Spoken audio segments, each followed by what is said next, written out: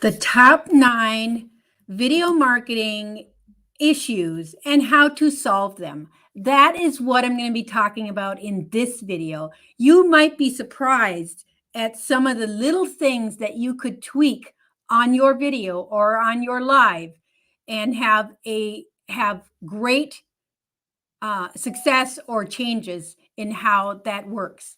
So I'm going to go through all 9 of them. So you want to stay tuned for them because they're actually really simple things that you can change. But hey, for those of you that have not met me before, my name is Anna Olson. I am a coach and mentor teaching small business owners how to use video in their marketing as part of their marketing strategy for their business. If you are joining me live, please say hello, tell me where you're coming in from, and join me in this conversation. And if you're watching the replay, let me know what was valuable to you. Excuse me. And then let's just have this conversation about what works and what doesn't. I really wanted to share these with you because these are mistakes. Most of these are mistakes I made when I first got started. And I don't want you to make the same mistakes. You know, I really had to just learn the process. But now I've gone through it. So I want to make sure that you don't that you don't do these things because they don't work. And so don't waste your time, right? All right. So let's just go through them. Okay. So number 1 is when you go to do your video, do you have an intention?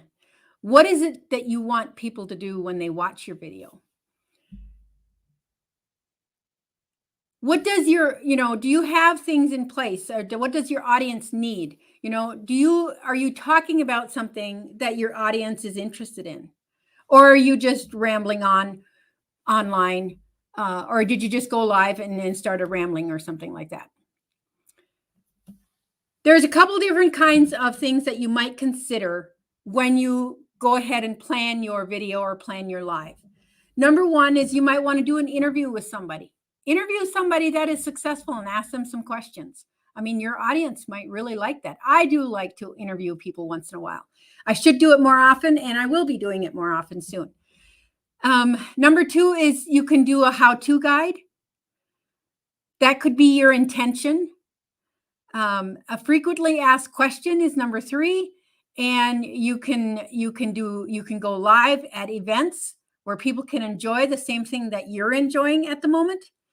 And then you can also do kind of an unboxing or a behind the scenes type of video.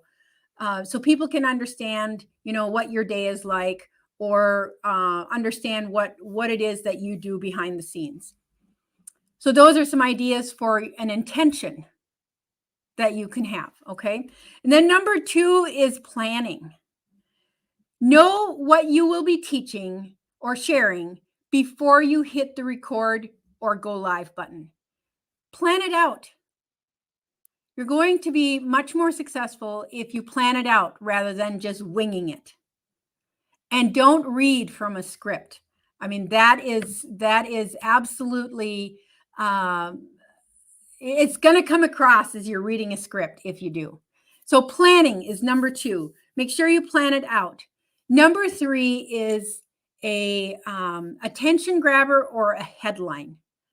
Having a good headline or an attention grabber, I mean, you literally have 3 seconds to grab somebody's attention at the beginning of the video. And if you don't do that in a good way or you don't figure it out, you're probably not going to have a lot of viewers. Figure out okay, so this is how I figure out. So you say, well, how do you figure out what's a good headline?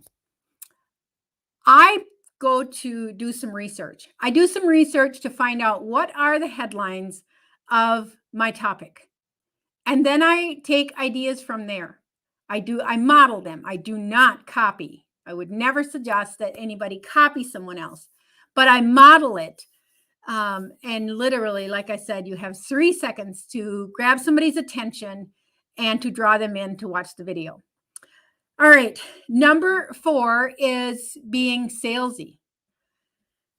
if you're in sales or you're trying to sell a product, I understand it's easy to try to talk sales talk. And it seems like sales talk is easy to come by.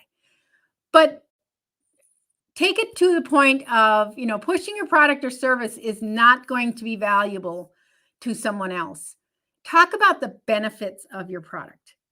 The benefits. Because somebody is, you should structure your video. I would suggest you structure your video based on the benefits of the product, not you have to use this or this is going to be the best thing ever. That sales talk just does not work for anyone. Provide them valuable information about your product and how that might help them, because they're watching it based on the fact that you're going to help them with something. That's why people watch your video. All right. And the next, number 5, is, are you off brand? Are you off brand? Right now I'm teaching about video marketing, and that's my brand. My brand is teaching others how to do video marketing. So are you teaching on something completely different? I'm not going to be talking about things for dogs. You're not going to find me or a video that talks about things for dogs, because that's just not who I am. So you got to stay on brand. Think about your brand, think about your voice and your own and who you are. And then those are the things that you want to teach on or do your lives on or do your videos on. Make sure that, I would suggest that you have a title. Number 6 is video description. I'm sorry. Yeah, video description. So include a title and a description and put keywords in the description. Social media is different than SEO or search engine optimization. But search, I many times when I go to Google and I search a term, I actually get Facebook Lives that will be on the top of the search engine or the searches. It'll be one of the first links to go to. And that's because they have done really good work in putting keywords in their description, and it's all right there for me. So that all matters. That all matters. So make sure you have a title and a description and use the keywords in your description. Number 7, just because you do a video does not mean that people will watch it, okay? You have to provide value to people's lives. You have to be authentic. You have to be real. Be yourself, okay? Share your own story. Just like I shared at the beginning of this video, I shared how I was struggling with the video part of it and wanted to share these things with you because I made these mistakes in my past. Then I don't want you to make the same mistakes, okay? So you got to just share your story. People are sometimes going to watch you because of who you are. That's your brand. That's your brand, okay? Number 8 is you don't make sure that you have a call to action. Always, always, always have a call to action. My call to action today for you is follow my Facebook group, Video Marketing Strategies for Social Media. Follow my Facebook group for more tips and strategies on video marketing, okay? But you always should have a call to action. People want to know what to do next. People want to know how to find you again. All those things. People want to know. So that's a call to action.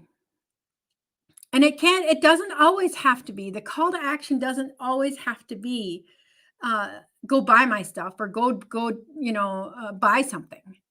It may be follow me for more or, whatever it might be. All right, number 9. So we're down to number 9 already. Let's see. Measure your success. Take a look at your videos. All the social media channels provide really good metrics on what happens with your videos. So either if you've gone live or you have a live video, a video that you've recorded and uploaded somewhere, YouTube or wherever it is. Measure your metrics. Figure out what videos are really working well, and then do more of that. You want to do what works, and don't waste your time on things that don't work. So, but measure. Keep a spreadsheet. Do whatever it is. Do a spreadsheet and do the measurements. How many likes, how many, your engagement, how many people did it reach, all those things. You need to figure out what is working. That's how you're going to figure out what's working and what is not. And then whatever is working, go back and do more of those kinds of videos. And that's how you become successful. And of course, ultimately being consistent. Inconsistency is probably the top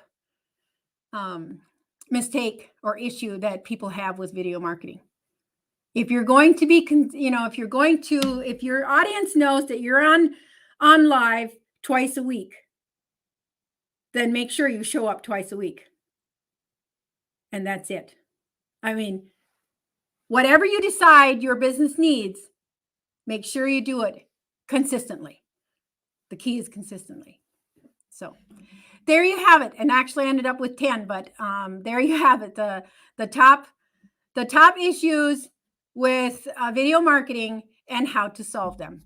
So I hope that this was valuable to you, and let me know in the comments.